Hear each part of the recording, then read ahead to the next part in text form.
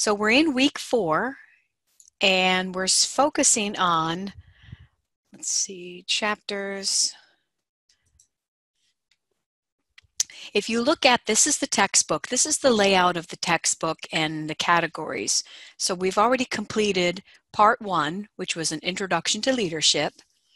And we've moved into part 2. Chapter 2 and 3 went over traits, behaviors, relationships, the contingency approach to leadership. And then we've already gone through to the personal side of leadership. Leader as an individual, mind and emotion, courage, and followership. So now we're moving into part 4. And where this is going to take us now is you have a couple of quizzes. So there are a couple mind tap quizzes, one for chapter 8 and one for chapter 9. They're not too difficult. And then I think I've only picked one self-assessment out of those 2 chapters. And you're starting the Tony Dungy book. So that's The Soul of a Team. We'll talk about that in just a minute. And that book will cover all 5 of these chapters. It's a really good book. It reads very fast. There's a lot of dialogue in it.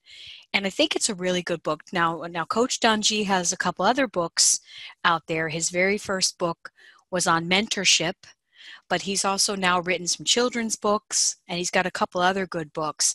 And this book is kind of like a case study where he went into a fictitious football team and the changes and the suggestions that he made and what he saw, and then of course how he evaluated that. So it's a really good book. It covers motivation, it covers communication, or in the case of his situation, lack of communication. It also goes into leading teams, and then of course looking at leadership diversity and power and influence. There's a huge power struggle when he first comes in to the actual team. So let's quickly go over leadership and communication. So motivation is chapter 8. Leadership communication is chapter 9. So if you take a look here, storytelling, they talk a lot about, your chapter goes into storytelling and the benefit of that in leadership communication. Good leaders are able to tell stories. They have means to tell their story. You know, they say that when you go on a job interview, if you can have a couple of stories about the things that you're most proud of, and I think every great leader has a good story.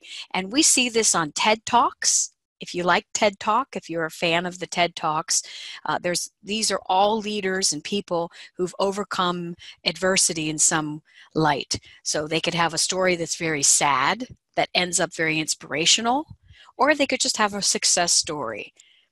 And we talk a little bit in the chapter also about communication channels. And of course, this is how you communicate to your friends, your family, your boss, anybody at school, your professor. It's really important that you understand what those channels of communication are. And of course, your book does go into social media. So I think it's great that they talk a little bit about social media and the ways we're communicating now through text messaging, through instant message on the Facebook and Instagram, and visually how we're communicating. And we'll also go over, the chapter goes over persuasion and influencing others. And if you're a good communicator, it's very easy for you to communicate and persuade folks, not coerce. You know, we're not talking the negative part of communication. We're just talking about motivating people to get the things done. Remember, the manager, that's all the mechanical work of leading. And then leadership is all about persuasion and getting people on board with you, getting people, you know, we talked about followership in the last chapter. So it's getting people on board, getting your followers into place. And then communicate, we talked about this, I had a face-to-face class today, and we talked about this idea of communicating during times of stress or crisis. Right now, it seems like we're moving at a very, very fast pace. So anything in the workplace can be associated with a crisis. There all kinds of issues arise on a day-to-day basis. We're just moving so fast. We're able to answer emails quickly. We have text messaging. We have the internet. We have things that have made us work, we work more than 40 hours a week now. We're always working. We're always involved. So it's really important to be able to communicate during stress or crisis. And then here a little bit about motivation. So tapping into the things that motivate folks to accomplish goals. Remember, as a manager, you set organization goals, which we'll talk more about in the later chapters.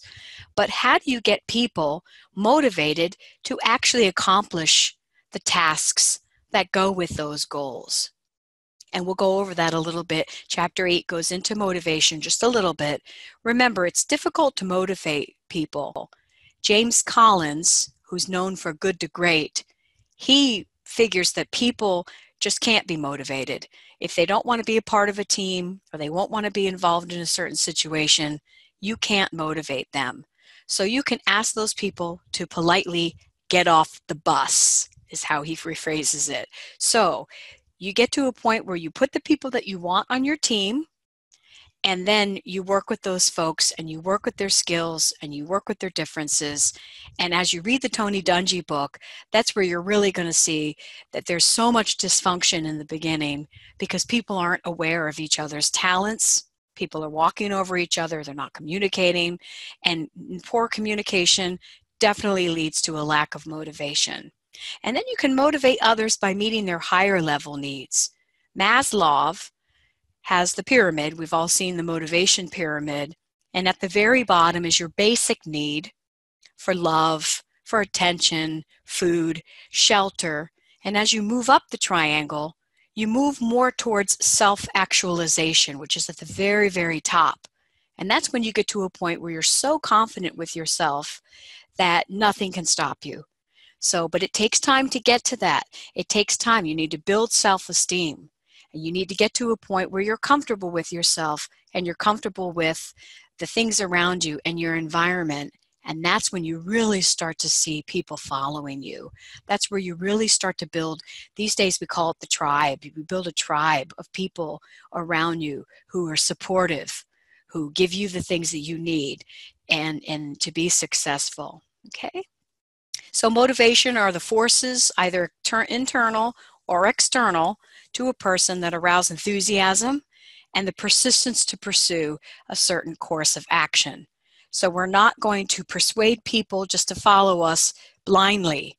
We really want to take those forces that are working for and against us and use them to give people enthusiasm and give them the persistence they need to pursue those actions that will allow them to complete tasks to meet your goals. Okay, that's a very, very brief introduction to motivation. I'm going to put the slides that come with the publisher for chapters 8 and 9. I'm going to put those in your course. I'll load those tonight. Open communication. This is when leaders are sharing all types of information throughout the company or through your family or through your team, sports, whatever you're working on, and across all levels. This would be the most beautiful, this would be great if all companies could say they had open communication. This is what you strive for.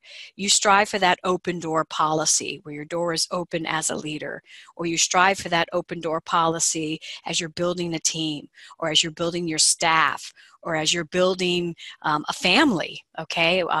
Families that talk together, communicate together, argue, laugh, are the ones that are going to make it.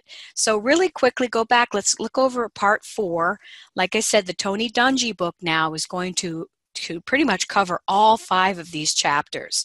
So what I'd like you to do this week is I'd like you to see if you can read all the way through by Saturday, read the first 3 parts of the book.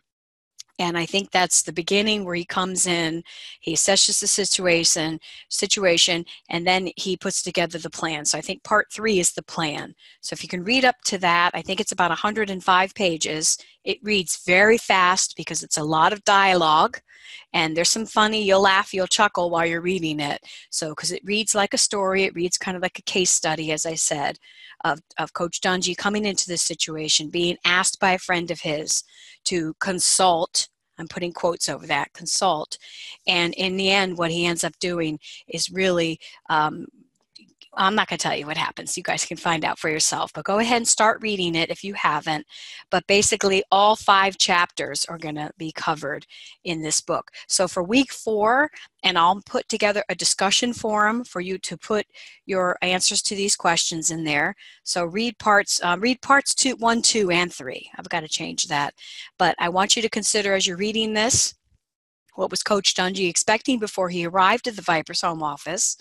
How did he first approach the management team? And then actually just give me a couple of basic things of what he's got planned. What is his plan? I believe that's part 3 in the book. And then what we'll do is next week, we'll finish the book, and that will be how he puts the plan into action or doesn't. I'm not going to tell you what happens. And then how he is either successful or the questions that arise from that.